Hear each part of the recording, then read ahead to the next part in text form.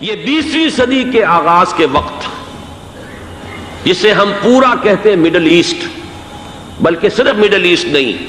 پورا شمالی افریقہ سلطنت عثمانیہ کا حصہ تھا، خلافت عثمانیہ۔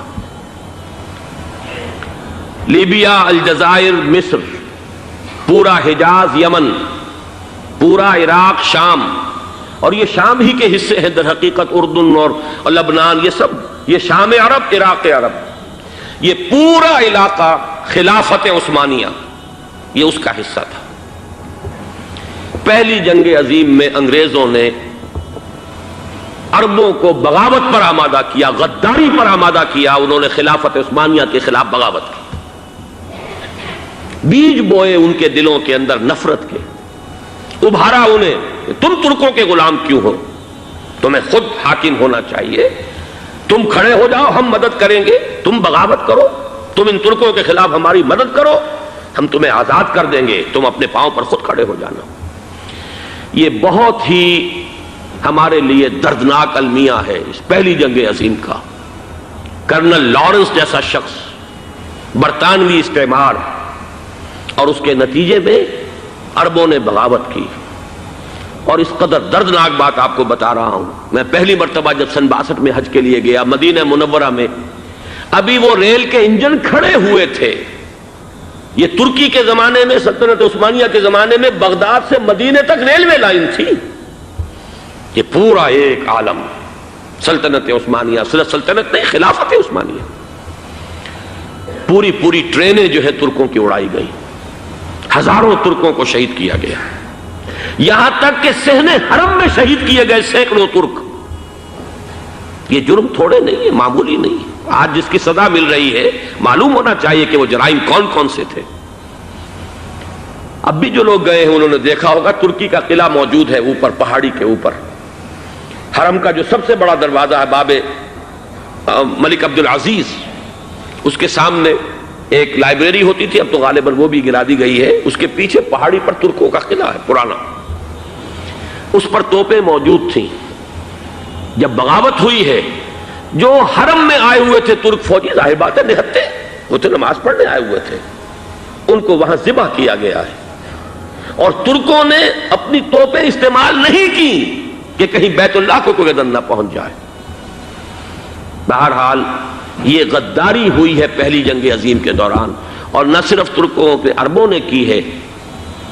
جیسا کہ میں نے کہا تھا، دو ہیں سب سے بڑے مجرم روئے ارضی کے اوپر امت مسلمہ کے طبقات۔ ہمارا پنجابی سپاہی بھی جا کر انگریزوں کی مدد کر کے ایلن بی کو قبضہ جو لے کر دیا بغداد کا، اس میں ہمارے مسلمان پنجابی سپاہی بھی شامل تھے۔ یہ خون چکاں باب ہے ہماری تاریخ کا اس صدی کا۔ لیکن اس کے بعد سلطنت عثمانیہ کے ٹکڑے ہو گئے، چیتھڑے ہو گئے۔ ایک انگریز نے لکھا ہے، یہ جملہ زہر میں بجھا ہوا جملہ، کہ تاریخ میں یہ بات ثبت ہو جائے گی کہ ایک انگریز نے اس سلطنت کے ٹکڑے کر دیے کہ جو عمر فاروق نے قائم کی تھی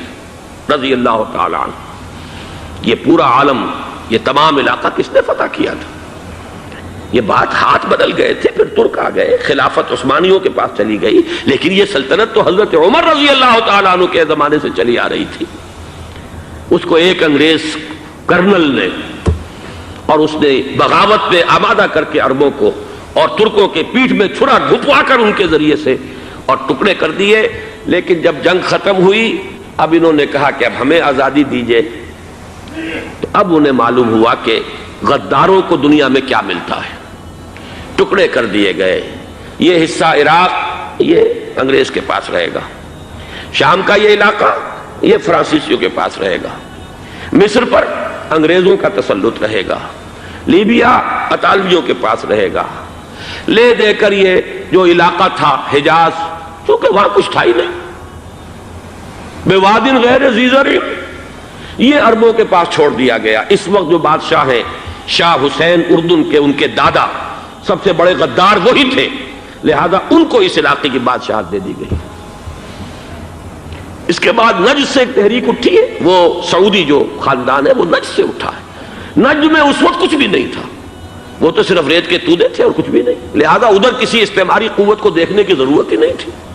وہ تو بعد میں تیل برآمد ہوا اور اس کی حیثیت ہو گئی، اور یہ امارات کا علاقہ جو ہے اس کی دنیا میں اب گویا کہ یوں سمجھیے کہ جو سب سے زیادہ اہم علاقے ہو سکتے ہیں روئے ارضی کے نقشے پر، ان میں سے ایک وہ ہو گیا، لیکن یہ اس وقت کی بات میں کر رہا ہوں، کوئی حیثیت نہیں تھی، لہذا اس کو چھوڑ دیا گیا۔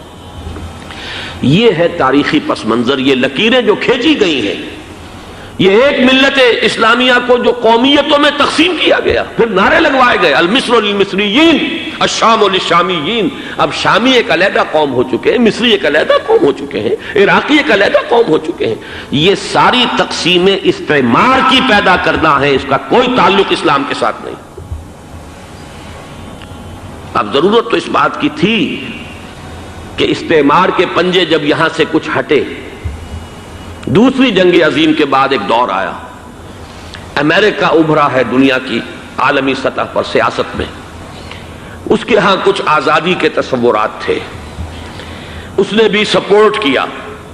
برطانیہ کمزور ہو چکا تھا، وہ اتنے بڑے علاقے کو اب ہولڈ نہیں کر سکتا تھا۔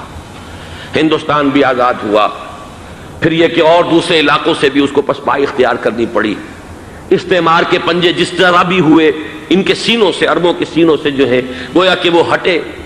لیکن امریکہ نے ایک اپنی بہت بڑی حکمت عملی جو اختیار کی، عالم عرب کے سینے میں اسرائیل کا خنجر پیوست کر دیا، تاکہ یہ کبھی آزاد نہ ہو جائیں، ہمارے انگوٹھے تلے رہے، ہماری پالیسی گورن کرے۔ یہ استعمار کا دوسری جنگ عظیم کے بعد، جہاں برطانوی استعمار، فرانسیسی استعمار رفتہ رفتہ یہ ہٹنے شروع ہوئے۔ صدر ناصر نے انگریزوں کو اٹھا کر پھینکا میڈیٹرینین میں اور دوسرے جگہوں سے، الجزائر نے آزادی حاصل کی فرانس سے، اطالویوں سے جو ہے لیبیا والوں نے آزادی حاصل کی، یہ ہو گیا، لیکن ایک خنجر پیوست کر دیا گیا اسرائیل کا سینہ عرب میں۔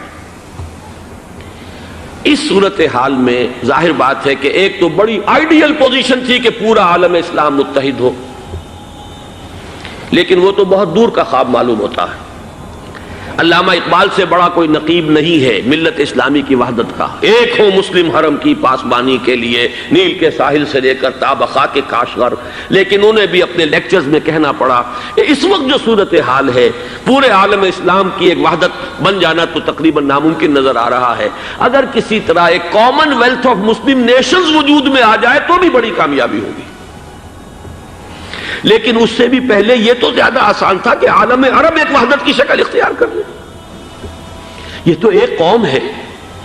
اکثر و بیشتر ایک نسل یا زیادہ دو نسلیں کہہ دیجئے، شمالی افریقہ میں بربر نسل بھی ہے، باقی تو سب عرب ہیں۔ یہ پورا عالم ایک نسل، ایک زبان، پورے اتنے رقبے کے اوپر بولے جانے والی ایک زبان، یہ تو ایک ہو جائے۔ افسوس یہ ہے کہ اس کا ایک ہو جانا، ایک شخصیت ابھری تھی جو مذہبی مزاج کی شخصیت تھی، جو دینی مزاج کی حامل شخصیت تھی، اگر اس کی قیادت میں عالم عرب متحد ہو جاتا تو واقعتاً ایک بہت بڑا جو ہے مرحلہ وہ طے ہو جاتا پوری عالمی ملت اسلامیہ کی ایک وحدت اختیار کرنے کا۔ وہ شخصیت تھی شاہ فیصل شہید کی، اور اس لفظ کے ساتھ ہی آپ کے ذہن میں آ گیا ہوگا کیوں انہیں شہید کر دیا گیا، کس نے کیا کرایا، کہاں سے تعلیم حاصل کر کے آیا تھا وہ جس نے شہید کیا شاہ فیصل شہید کو، اس کی گردن پر کون سوار تھی، وہ یہودی لڑکی کے جس کے فوٹو بھی شائع ہوئے، ایک گردن پر اٹھائے کھڑا ہوا شہزادہ اپنی ایک یہودی دوست کو، لڑکی کو، اور وہی ہے کہ جس نے جا کر پستول سے شہید کیا ہے۔ جان میں اچھی طرح جان لیجئے، جیسے بارہا میں نے عرض کیا ہے کہ حضرت عمر کو شہید کرنے والا کہنے کو ابو لولو فیروز تھا، لیکن اس کے پیچھے پورا ایرانی نسل پرستی کا جو پورا پس منظر ہے، اسے تو ہر شخص جس کی ذرا بھی نگاہ جو ہے جو صرف منظر کو نہ دیکھ رہی ہو، پس منظر کو بھی دیکھنے والی ہو، وہ تو جان لے گی کہ ابو لولو فیروز ایک فرد کا نام نہیں تھا، وہ ایران کا انتقام تھا عالم عرب سے۔ بالکل اسی طریقے سے یہ امریکی استعمار کا ہتھ کنڈا تھا، اسے محسوس ہوا۔ شاہ فیصل مذہبی مزاج کا شخص یہ ابھر رہا ہے، اور یہ شاہ فیصل کی حکمت عملی کا ذرا آپ اندازہ کیجئے۔ لاہور میں سمٹ کانفرنس ہوئی، اس میں وہ آئے، سب سے ٹاورنگ پرسنالٹی پورے اس وقت عالم اسلام کے اندر شاہ فیصل کی تھی، اور وہ گویا کہ ایک بہت ہی جس کو کہا جائے کہ ایک بہت ایلڈرلی، ایک بزرگانہ ایک شخصیت جو ہے، اور انہوں نے اپنے دولت کے دروازے، عرب میں وہ مشہور تھے کہ نہایت خسیس اور بخیل انسان ہے، اس لیے کہ وہاں وہ خرچ کرتے تھے حساب کتاب کے ساتھ، لیکن ان کے خزانے کھلے ہوئے تھے عالم اسلام کے لیے، ادھر بھی مدد ہے، ادھر بھی مدد ہے، ادھر بھی کام ہو رہا ہے، ادھر بھی کام ہو رہا ہے۔ پھر انہوں نے تیل کا ہتھیار استعمال کر کے ایک دفعہ امریکہ کو دن میں تارے دکھا دیے تھے، لہذا ان کا ہٹایا جانا سین سے یہ امریکی استعمار کے لیے لازم تھا۔